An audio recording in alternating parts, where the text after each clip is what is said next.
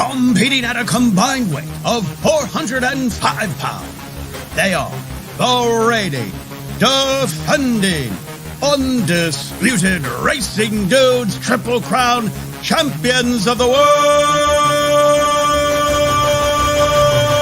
the Magic Mike Show.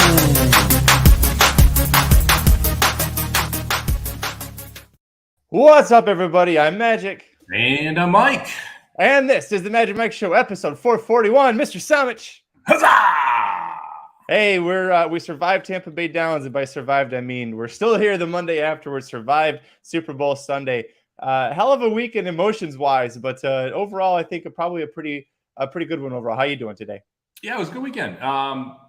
That Tampa Bay sequence is a roller coaster because we're both on DeForest that first race, get the 7-1 home, beat a really short price. I try and dodge Wonder Wheel.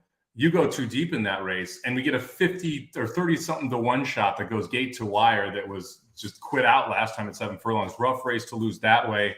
Had Litigate. It was just kind of back and forth. You had the 6 in the last. I had the 1 at 10-1 coming up the rail. Who couldn't quite get it done. So emotional roller coaster there. And then obviously Sunday we got a great Super Bowl, which I'm sure we'll talk about a little at the end.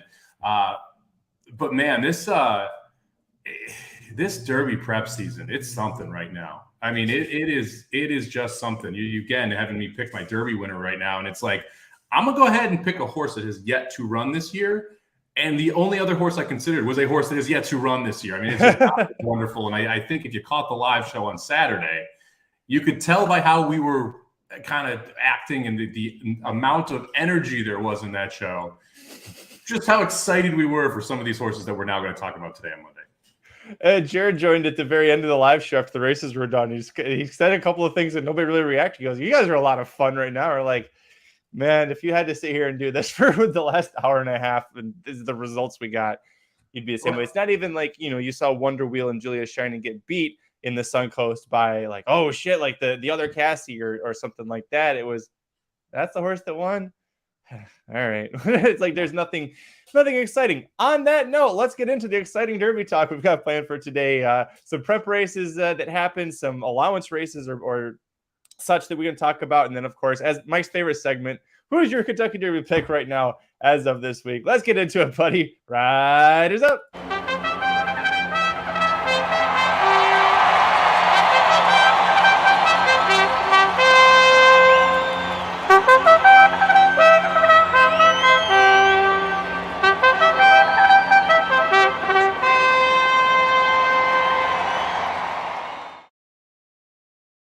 All right, Mike, first one we'll talk about here is we'll stay at Tampa Bay Downs, the Sam F. Davis Stakes, which we're watching on the screen here. Litigate gets the job done. Good pick by you. He did overcome the post. A lot of horses were not able to overcome the interesting trip issues from the break there.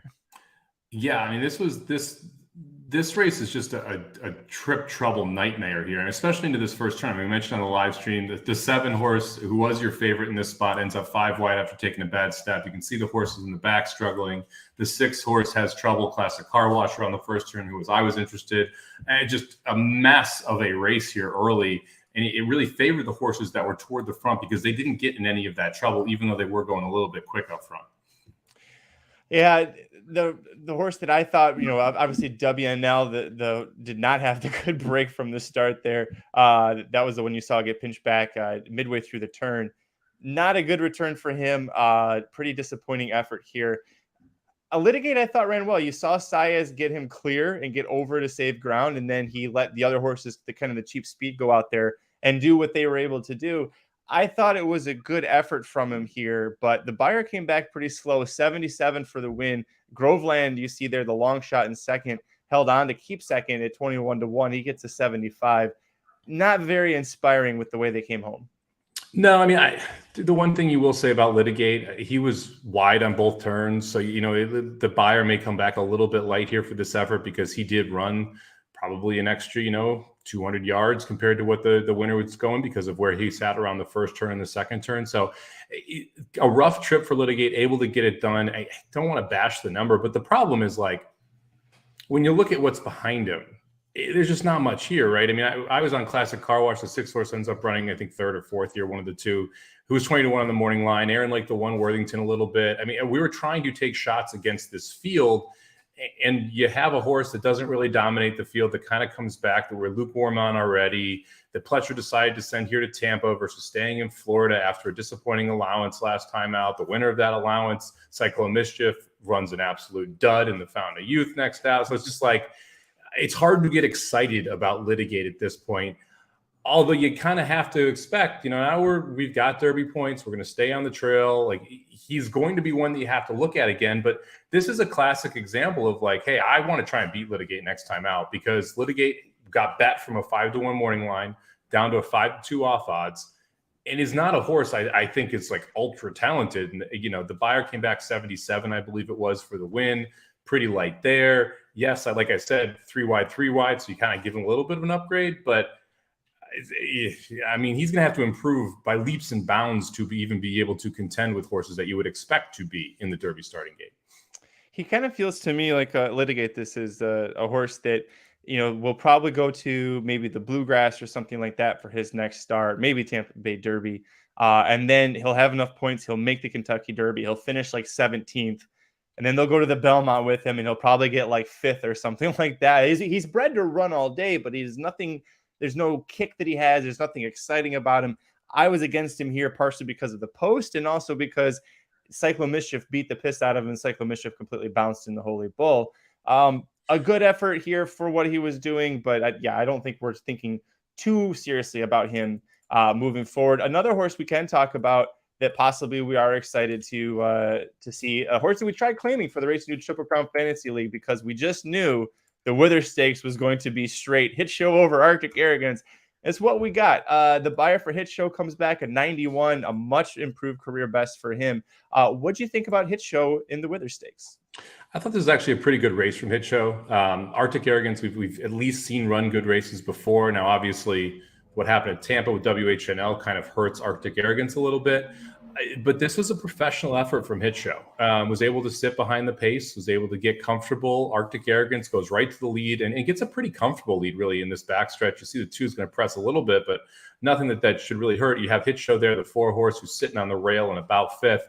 I thought the move was very good, opened up down the stretch. A little concerned that Cox decided to put Hit Show here. This was one of the 4 long shots I mentioned on the video. We got him at 66-1 if you bet Hit Show to win the Derby at that video.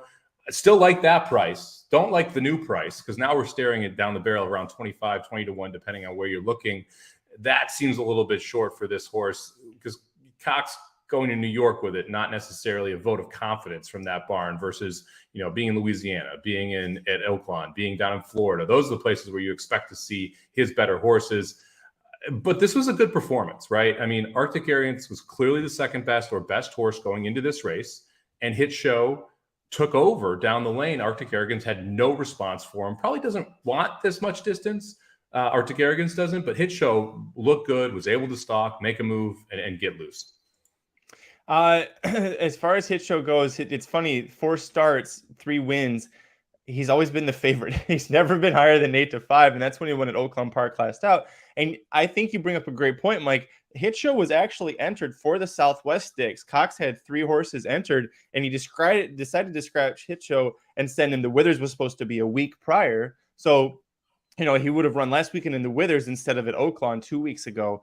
I think that's pretty telling. But the buyers have steadily progressed. He debuts with the win, gets a 60, then a 71 for finishing 4th behind Confidence Game and Rocket Can on Stars of Tomorrow 2 card. Take a drink. And then, he goes to Oaklawn Park, stretches out or does a mile, gets a nice win. And then the Withers here. He's progressing nicely. He's probably going to be looked at as a B candidate, but by Candy Ride, out of a tap at mare, there should be plenty of breeding here for him to want to keep going long.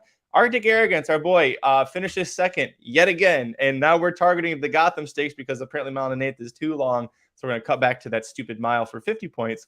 I'd say lock him up for 2nd. I think that's a good move for him right now. Slip Mahoney is probably going to win.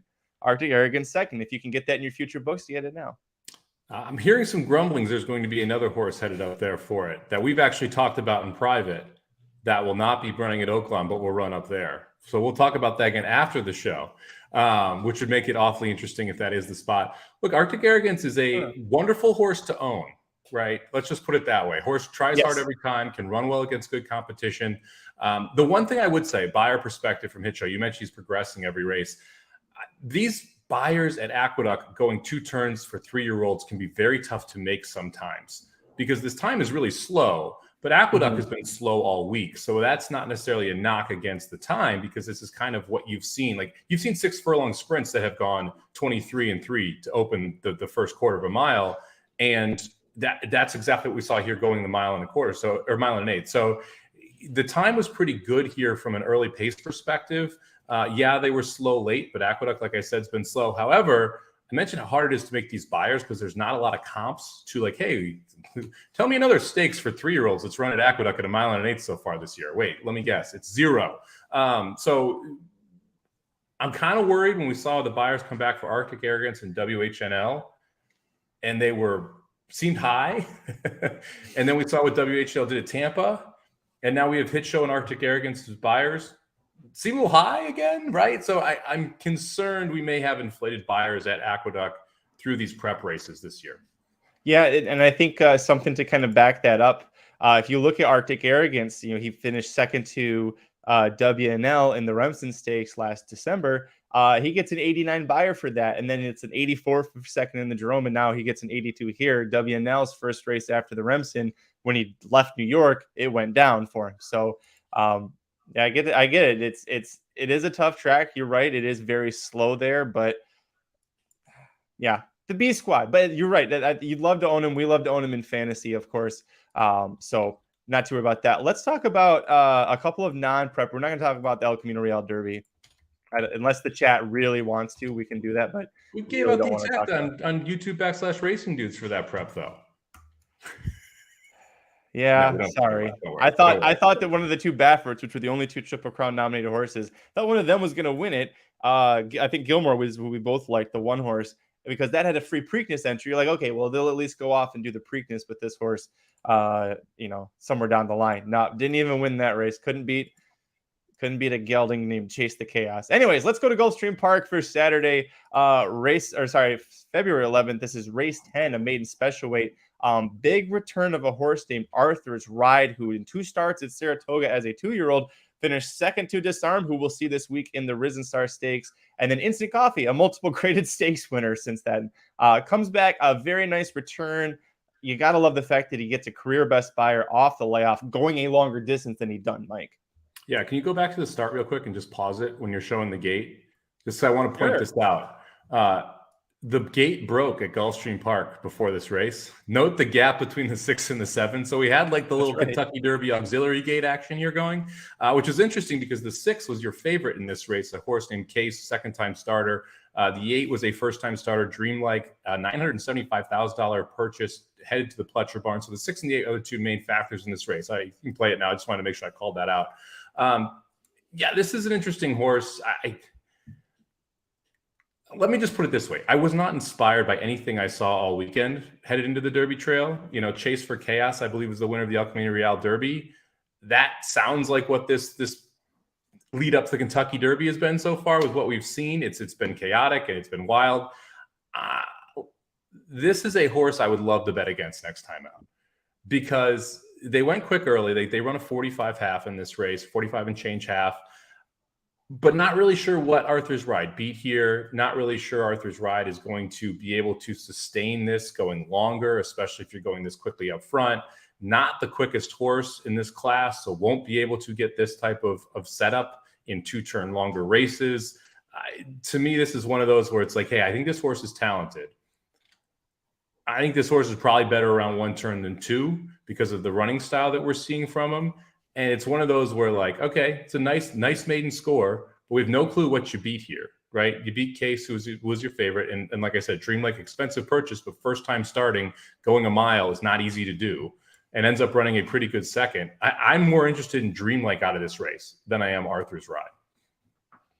Yeah, Dreamlike is definitely, I think, a horse that you would want to watch for next out. Plenty of expectations for that horse. Arthur's Ride, his dam and his siblings, at least the best ones that he's had, they're all great on turf. I think that this horse ultimately, you look down the line, is going to love turf if they give it a shot. I think this is a case where we get to maybe Saratoga, Mike. And by that point, Mott's decided, he didn't make the Derby and he didn't do well in the Preakness or the Belmont, whatever. And then we're going to try the Saratoga Derby or maybe the Belmont Derby. We try one of those and somebody shows up on turf. This horse is bred to love the turf. You see the way he finishes there going the mile. I think that 2 turns on turf, he should be able to handle. It's a different game, right, when we get to dirt. So, but watch out for Arthur's Ride if he ever shows up on turf. I think that's, especially at Saratoga, I think that could be a real sneaky Bill Mott move. Well, I like the call too, because you have this tactical speed, right? You have a horse that can be forwardly placed. If you look at the other starts for Arthur's Ride, you mentioned Instant Coffee in the first race, but has been able to pass some horses in those starts as well. So I think Arthur's Ride could be a useful horse long term, but I don't see the classic distances as something that he's going to excel at based on the running style. Like I said, if I'm stabled up Dreamlike out of this race, I'm probably going to bet Dreamlike back as a single next time he shows up for Pletcher. He's going to be a short price, so you're not going to be able to pay for your house because of Dreamlike, but he is a horse that I do think is going to be able to break his maiden next time out. Let's go back. We're going to bookend it here with Tampa Bay Downs one more time, but I promise this will be a more exciting one, I think, than Litigate winning the Sam F. Davis. We had an allowance race, 2 turns at Tampa on Sunday, race 6, I believe it was. I want to talk about it because Pletcher had a horse named Kingsbarns in here, the 1-2 favorite, just absolutely smoked him. This could be your early favorite for the Tampa Bay Derby in about a month here, Mike. This is another one I'm looking forward to betting against. And one of the main reasons is the horse that runs second's the 3, who, if you noticed, kind of misses the break a little bit. I think it's Mikey's Bananas, something like that is the name of the horse. Misses the break a little bit. This is the most awkward looking horse I've ever seen. If you watch how this horse runs down the stretch, I'm not sure if you've seen this replay yet, but this horse running down the stretch looks like he has no clue how to run. Like, it's just like the legs are all over the place. The body is all over the place. It's absolutely wild. Kingsbarn, look, he ran well here. He looks good. The one horse was really the other threat here, which was also a Pletcher horse that had a big number breaking his maiden. The one horse wasn't very good, right? And the 3 horse is also not very good. If you look at the other races that he'd run, and it was third off a layoff for him, stretching out 2 sprints to a route here. And just, I'm not sure what's behind Kingsbarn here. I wasn't overly impressed with Kingsbarn's first race win. Now, that being said, if the Tampa Bay Derby field is anything like what we just saw in the Sam F. Davis, yeah, this horse should be favored in that race. But I did not think this was as visually impressive as a lot of other people thought, and I am not as high on Kingsbarn as a lot of other people are. Watch this 3 down the stretch, man. It's hilarious. It looks like the 3 doesn't know how to run. And he's just awkward the whole way. You talking about the 2? No, the 3. The horse. Mikey Bananas. Okay. That actually tries to catch him. But look how goofy his legs are. They're all over the place. And then he tries to speed up here. And he looks like he's going to trip. Boy, he really does. I didn't notice that before. I wasn't watching him. I was watching Kingsbarns, but you're not kidding. He's and that's the horse that pressed Kingsbarn around the turn. Now, I realize he opened up and looked good, but there really was nothing behind him here. They go 1 mile and 1:38. Both of the last 2 quarter miles are 26 seconds. If that's going to be a short price favorite in a stakes race, I will be betting against that short price favorite. He and Cuvier, the 3rd place finisher, also a Pletcher horse, they debuted at the same time on the same day at Gulfstream on January 14th. They both got wins there, and we came out of it saying Kingsbarns could probably handle 2 turns a bit, move forward. Cuvier should not, and he should be a sprinter. So I think if Cuvier returns back to a 1-turn race going 6.5, 7, maybe even shorter than that at Gulfstream, he's a horse that don't touch him on the Derby trail. You're not going to be able to get that. Yeah, you're getting a compliment. Hero says good eye on those legs there. I didn't catch it either. Yeah, I agree. To be fair, I played Mikey's Bananas in the tournament that I was in, so I was watching the 3 quite a bit in that first race. I was set to bet against Kingsbarn in his second start here. Unfortunately, there was nothing to bet on in this race. It was Noto, who I guess you could have made a case for at 7-2, who scratched out of the stakes race to go into this allowance. It just wasn't inspiring on the page. This was a pretty weak race. And if you look back at Mikey's Bananas, he's been running in optional allowances at 6 furlongs, I believe it was, at Tampa, and was stretching out to 2 turns for the first time. And this is clearly what I thought was the second best horse on paper going into this thing. And when that is the second best horse on paper, I'm not going to give you a ton of credit for winning a race like that. The waters are going to get a lot deeper for Kingsbarn. At some point, he will be a bet against. I'm hoping that's the next race when you see the competition get a little tougher and he still gets bet off the board. 85 buyer for Kings Barnes for a second start. Big improvement from the first one. Still a good ways to go, but hey, the way he keeps progressing, we'll see what happens. Mike, let's talk about some great news for us. Cave Rock, he finally had his first workout of the year. It happened today.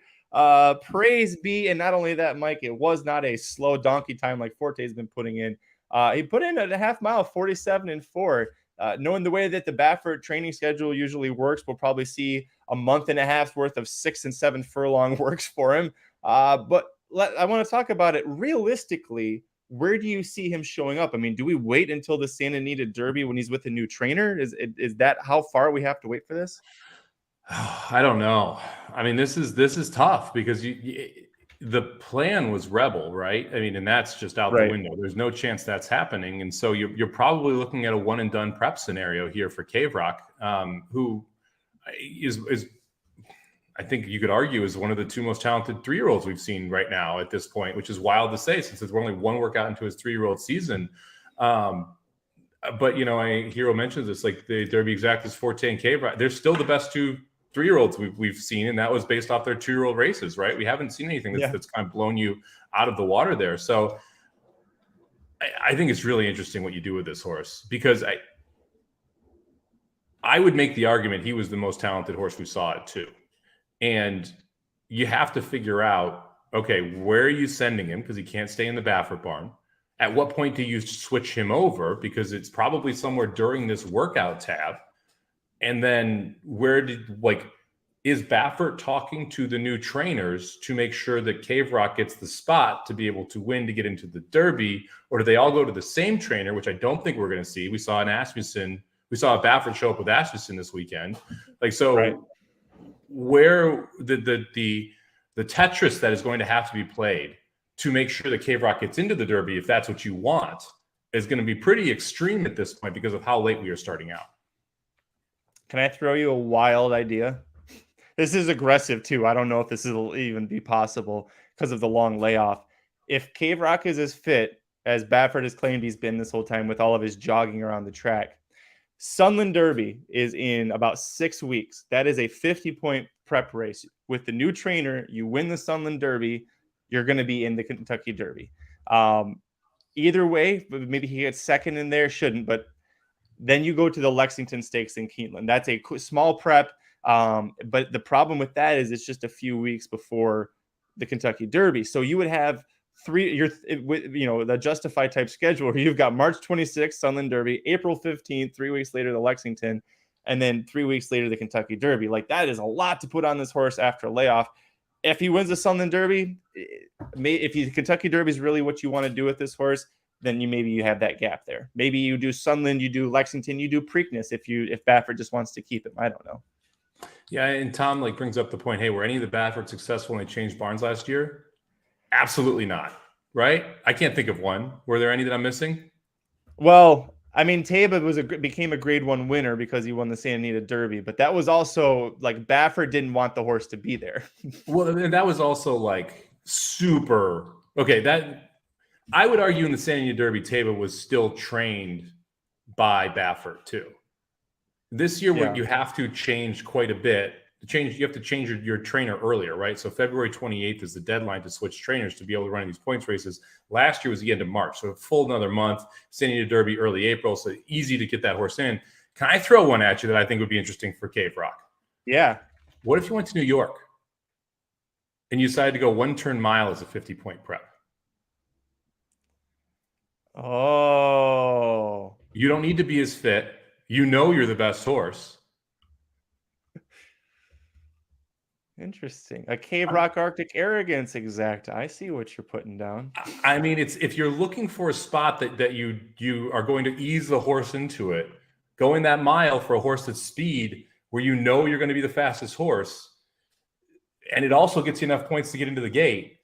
That to me makes a ton of sense if you want to try and run him a little bit earlier than maybe you'd want to, because I think that's 4 weeks out, 3 weeks out from now. But that gives you the points, and it's a soft, cushy-ass spot to get into the Derby. That is really interesting. Yeah. Long Garfield is agreeing with you there. New York one turn again, the Gotham. Hey, we really have no idea. And actually, I wanted to bring this up because obviously Cave Rock working back is a big deal. But I also had people messaging me this morning asking me about different trainer movements for Baffert. So we'll see what happens. We still don't have any news on that front. Baffert's and his lawyers are still trying to work things out with that, but won't get a chance to talk about that for a little bit. Let's move on, Mike. We've got one prep race this week. I kept thinking Rebel was this weekend too, but it's next coming weekend.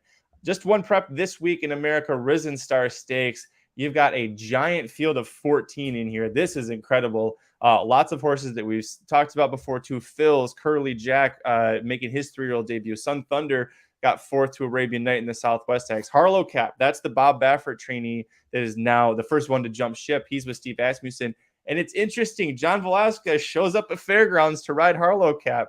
That might be a little bit of a tip-off here. But yeah, a very deep betting field. Lots of good betting options. Yeah, you even mentioned Determinedly, who also, you did mention him, but he's also another one at Fairgrounds who got a win last time. You did mention him, okay? Who is a pretty touted horse going in here. So I think this is a very fun field. Are you gonna make us do Fairgrounds again?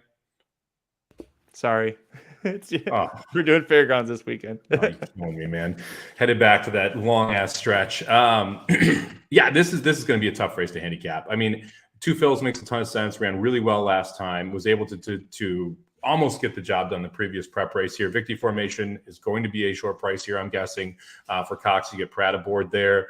I think it's interesting that Saez shows up on Angel of Empire as well. So that horse becomes a little bit more interesting there for Brad Cox too. So this is going to be a fun field to break down. Another one where I'm not going to take too short of a price. And man, that 13 post sucks for Victory Formation. I mean, that's a brutal spot to be hung out in.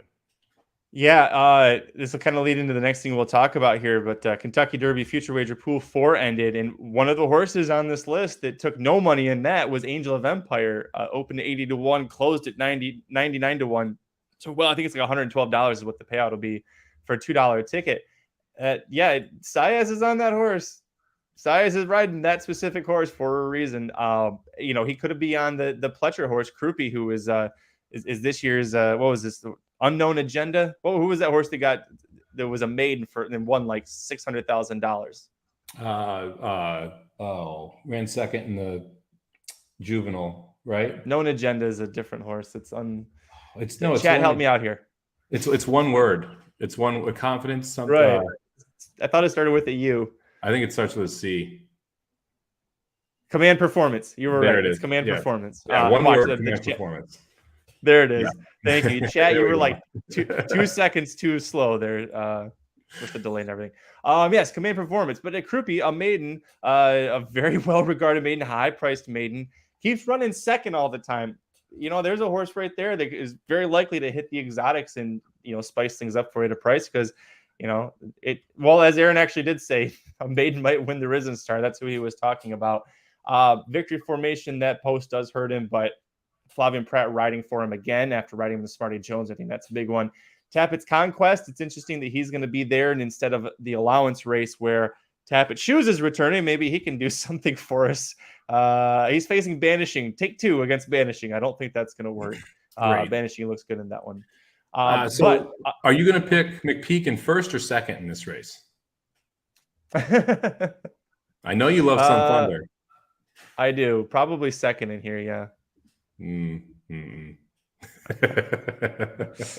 All right, let's talk about Mike. We got a couple more things to talk about real quick. Actually, no, the last one. Kentucky Derby Future Wager Pool 4 ended over the weekend. Forte ends as the 8 to 1 top choice. He's always the top choice. Very interesting. Not only that Hoosier Philly showed up here, she ended at 11 to 1. She was the second lowest odds for an individual horse.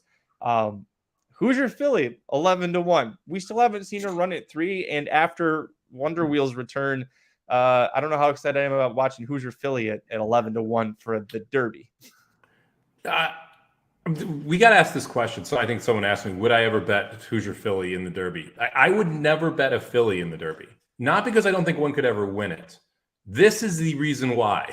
There's so much money that's being put on this horse because it's a filly, because people love this horse, and people bet with their hearts so often. And this is a great example of people betting with their hearts. A lot of people would love to see Hoosier Philly win the Kentucky Derby. And that's why they're betting it. Not because they think 11-1 is a good price on Hoosier Philly. They're doing it because they'd like to see Hoosier Philly win. And that would be my main issue with betting a Philly in the Derby. That horse would catch so much steam because so many people would want $2, $5, $10, $20, whatever it is, to win on the Philly, that the horse is going to be significantly overbet, irregardless of what their odds should be. Even if they should be 5-1, they're going to go off at 2-1. If they should be 20-1, they're going off at 8-1, right? Because of the money that's going to come in. This is a great example of exactly why I'm saying that. Hoosier Philly should be literally 1,000,000-1 because the horse has already said is not going to run in the Derby. But if Hoosier Philly was running in the Derby, the fair price is somewhere between, I'll be generous and say 25 to 35-1, right? Based on what we've seen from this class so far and what we don't know about Forte, Cave Rock, the more talented horses that have not come back yet. So the generous price would be 25, 35-1 if you're guaranteed the horse is in the gate, right? And here we're sitting at 11-1 with a formally unguaranteed not in the gate, right? Yeah. That one I just kept looking at thinking it was a misprint. I was like, no, that's not it. Hit Show took a big drop there, 28-1 closing for winning the Withers Stakes. Not surprising, that's a lot of people reacting in the moment. Go Rocket Ride, that's an interesting one to play, especially 20. I wouldn't touch this horse, and not because of I dislike him or anything, but the horse just debuted like a couple weeks ago, and he's going to go straight to a graded stakes race, probably the San Felipe Stakes, and face a few Baffords for his first try against winner, second career start. He's not, unless you think this horse is justified, betting him to win at 25-1.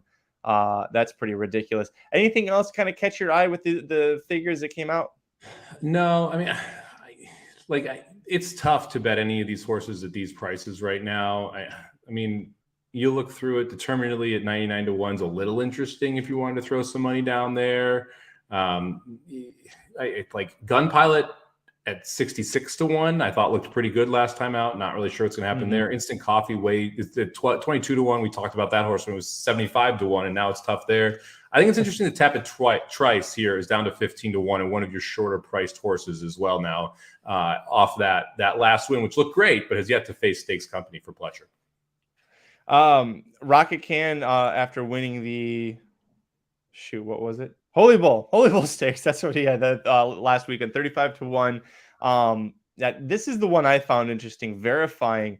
Everybody fell out of love with Verifying already. 15-1 was probably too low. I think the odds makers didn't think Hoosier Philly would be so heavily bet, but for him to be 34-1, he beat up on Gun Pilot last time. The two of them faced, and he's aiming for the Rebel Stakes. Gun Pilot came back to look fantastic. I think Verifying at 34-1 would have been a great play if you'd been able to get him at that, because if he wins the Rebel, he's in the gate, and I mean, no matter what happens in his final start, he's not going to be 34-1 in the Kentucky Derby. So, Litigate, boy, he took a big hit there, 28-1. That's not a good one there. One of the things that I would say about these is this is such a reactionary pool. People bet based on what they saw recently. So if you ever want to bet these future pools, first off, I'd highly recommend you go find either a legal operator or an offshore operator that is offering fixed odds versus parimutuel, because you're always then you know what odds you're going to get versus having this flux here in these type of parimutuel pools. But on top of that, I would never bet a horse that ran the weekend that specific pool is going on, because those winners are all going to get overbet in those spots. So if the horse lost, then I guess you could make a case that it's a great time to bet that horse. But man, if I think Verifying's a great example. People have kind of forgotten about him because he didn't run, and you see every single winner on this list get bet down, and every horse that didn't run kind of floats up a little bit, right? I mean, Hit Show 61 down to 28-1. Instant Coffee floats up because he didn't run this week. King's Barn gets bet. Litigate gets bet. It's just, even last weekend, I mean, look, Shadow Dragon's on there. Shadow Dragon at 46-1 is wild. I mean, that horse came out of nowhere, which, not doing well, but came out of nowhere to run second last time, and what's going to be the weakest of the preps at Gulfstream. So it's we're really going to now put that horse at 46-1 after that one effort, and we've seen nothing else to back it up. And oh, by the way, we don't know how good Rocket Can is either. We think that the horse progressed well, but we really don't know. He beat Cyclone Mischief, which we told you wasn't a good horse going into that race as well. So it's we'll see what happens, but it's tough to look at that horse at 46-1, and that's just steam off the previous weekend. All right, your favorite part of this show. Who is your forget the odds? Who is your Kentucky Derby pick right now? Cave Rock. Yeah, I mean, you can feel better about saying that now that he's had to work back. All I needed to see was that workout, man. I thought he was the best horse last year, and like Forte ran him down. They will do a great job. But if I had to pick one horse right now, I would take Cave Rock. Forte is a close second. They're clearly the best two right now. We'll see what happens when we actually get to see them back on the track this year. But to me, and that's surprising. Usually I like horses that have run versus the ones that are just working out. But Forte is not working well. Cave Rock's first work back looks good. I'm going to go with Cave Rock right now. Ooh, they actually do have it, the replay for it up on XBTV. So I'm with you on Cave Rock. I've been saying it, and then I've been getting very nervous a bit more and more as time's gone on. But you make a great point too, Mike, that from what we've seen, there really hasn't been anything super inspiring to make you go, yeah, I want that. I want to bet that horse, or just prospects you're interested in, but nobody superb. All right, we're gonna watch this. This is great radio, but so good to see Cave Rock back out there. We've been hearing for a long time that he was galloping and he was fine, and they were, Baffert blamed it on the rain, which is just stupid. They don't understand. Like, is the horse allergic to water? I don't get, no, because we see him get lots of bats. But look at the rider. Look at how, Cave Rock wants to go, man. He does. He is. I mean, the heels are down. I mean, the toes are pointing up toward the head. It just shows you how much he's holding him. He's 5 wide, 6 wide there as well. I mean, I don't know. I like this horse, so that's part of the problem here. Is that I think he's a very, very good horse. So, real quick here, Oprah asking a question here. Why would I say clearly better than Arabian? I think Arabian has a paddling issue. I don't like how he runs. That to me is a big issue with him. Like, if you see his foot goes way out, and generally that means that horse is going to tire going longer. And so I have an issue with the running style on Arabian Night, and that's one of the main reasons I'm not as into him. Yeah, he looked great at the Keeneland. That was going one turn. He won at Oaklawn. I didn't think it was that impressive. He seemed to be slowing specifically later in the race, and kind of re-raised my concerns about the horse paddling and getting tired going longer. So because of that, I am not as high on Arabian Night as some other people are. Another concern too that Aaron brings up, actually, and a good segue here. Aaron's latest top 20 Kentucky Derby list is out. There is an update to the top 5, some shakeup that happened there. He has Forte number 1 and Arabian Night number 2. Aaron makes a great point in this video, which you can go watch now, youtube.com/racingdudes. Arabian Night is going to go from the Southwest to the Arkansas Derby to the to the Kentucky Derby. Like, only one more start for this horse. You'd like to see another one in him, like a little bit more foundation. You get a little worried that he might be fragile, but he also had, was it today or yesterday, had a 3 furlong blowout that he seems like he's going to be back on. You also, the concern, you don't know with these Bafferts what trainers they're going to show up with. I keep thinking Arabian Night will go to Lucas because they're going to keep targeting Oaklawn for him. So, but that's the thing as well. You don't know. We saw what happened last year with the Baffert horses when they left. But I do want to plug this. Yeah, the Kentucky Derby rankings for today, they just came out at the website, racingnews.com. You can check out the top 5 in detail in the video over youtube.com/racingdudes. No argument with Forte or Arabian Night being your top pick if that's where you want to go. Mike and I we're also a little blinded by Cave Rock, and we just really, really want to see it. But I could watch that workout again and again. You can see every detail on the bottom of the boot of the rider. Like, that's how far up that those toes are pointing.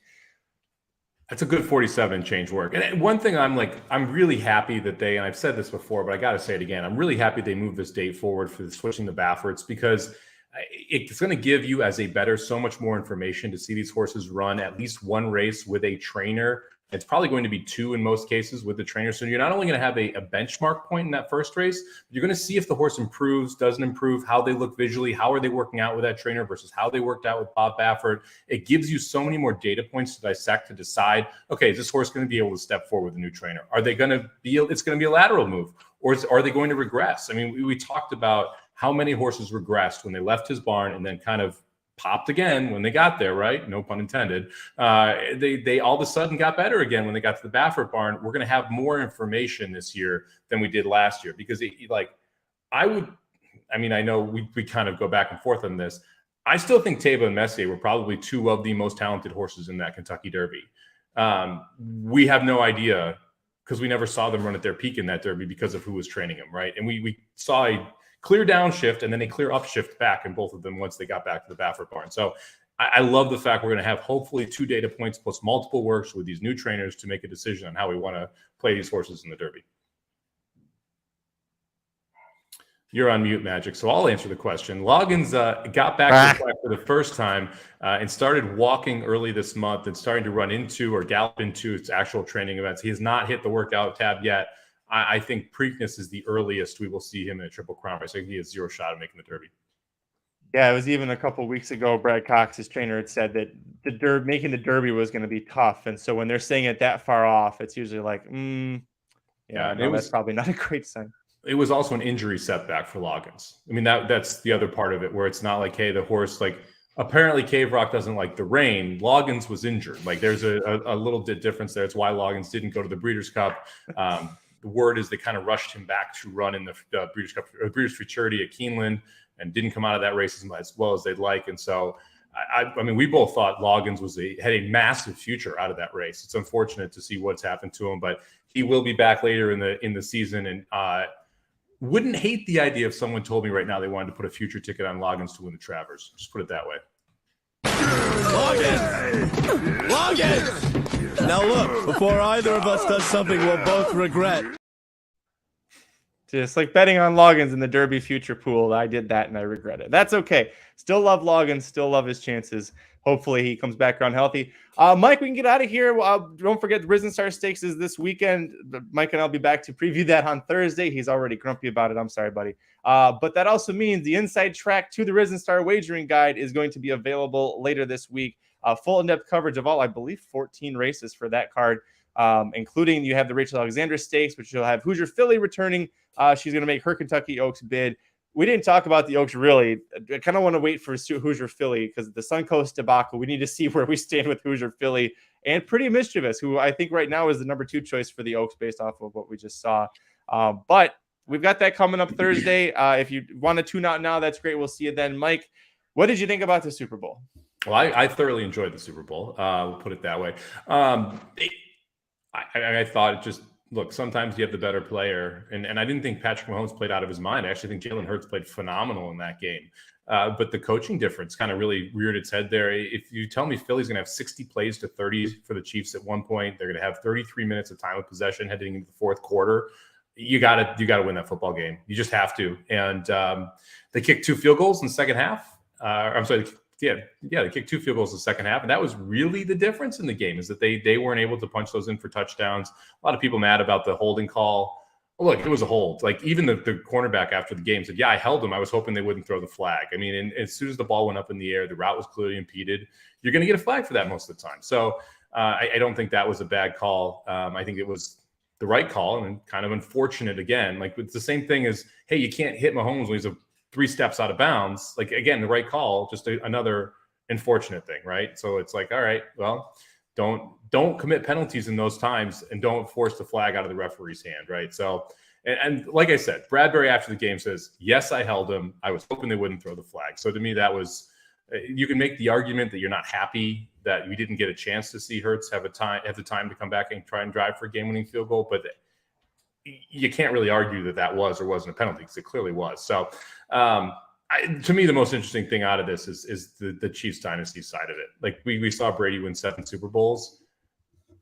Mahomes, that's in range. And I don't think people realize, like, this was a rebuilding year for the Chiefs. They have 5 defensive starters that are rookies. That defense is going to be very good in the next 2 years. They have $14 million in the wide receiver room. They're easily going to be able to upgrade that wide receiver room. Like, this could get scary how good this Chiefs team could get in the next 2 or 3 years. And I realize the AFC's loaded. I realize a lot of these games are razor thin margins, but man, like, it's going to be crazy to see what they're able to do moving forward if they are able to improve. Because if this is the worst Chiefs team you see in the next 3 years, that's a very, very scary thing. What did you think about Rihanna in the halftime show? That was a pretty diversive thing on Twitter. And I know you were at a bar, so I don't know how much you got to pay attention or hear it. But what were your thoughts on Rihanna? I actually didn't see it. So our babysitter canceled on us, so I was not able to go to a bar. So I went outside and played soccer with my daughter during the halftime show. I didn't bet it. That works. So I figured, I'm just going to go outside. I'm going to enjoy some little sun up here in Santa Barbara and then go watch the second half. We did on Dudes Who Bet Daily every day leading up to the Super Bowl. You had a great idea. We'll have prop bets that we each like. And I think for the most part, we did good. I know that the under for the national anthem was a lock. That he got like 2 verses in, and I just looked at everybody. And I was like, oh, this baby's going so under. He is cooking through this. So that was a nice one. The prop bet that I had for Sunday when I couldn't make the show, it was Kelsey and Goddard both getting over 50 yards. So that cashed. That was a nice one. But you kind of have a little bit of canary feathers hanging out of your mouth there. I'm guessing you had a good time betting props too. Yeah, it was fun. Well, I bet. I mean, look, this is part of the reason why I probably have this belief. I bet the Chiefs 7.5 to 1 to win the Super Bowl before the season. I bet Mahomes to win the MVP at 7 to 1 before the season. So got to cash those season-long bets, which was awfully fun. If this game landed KC by 2, I would have been through the freaking moon. But we'll happily take kind of where it landed.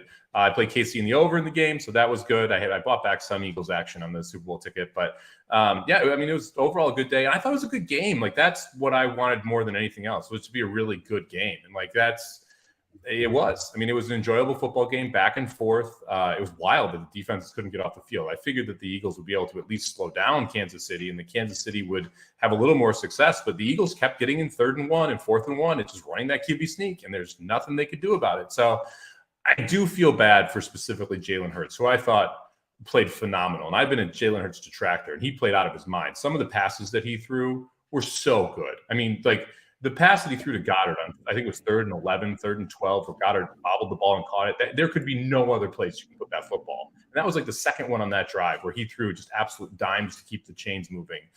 It's a shame that we didn't get to see him get the ball back, because I bet the Eagles would have kicked the field goal. We would have gone overtime, just kind of continue to make it a solid game. Other reason I feel bad for the Eagles, I don't think you're ever going to see him in the Super Bowl again. I mean, this was lightning in a bottle for them, if we're just being honest. Like, they faced 3 elite quarterbacks this year, and if you want to call Dak elite, I mean, they faced Dak, Rodgers, and Mahomes. All 3 put up over 30 points. I mean, if you look at the quarterbacks they faced, it was weak sauce. The Niners are going to be very good next year. I mean, it's going to be really tough for Philly to try and recreate this season. And we've seen what's happened to some of these Super Bowl teams. It's not going to happen to KC. They're going to be good again next year, which means that Philly is the most likely candidate to struggle here. And so see what happens. But man, Philly is probably not going to be back. You got to feel for Jalen Hurts because of that.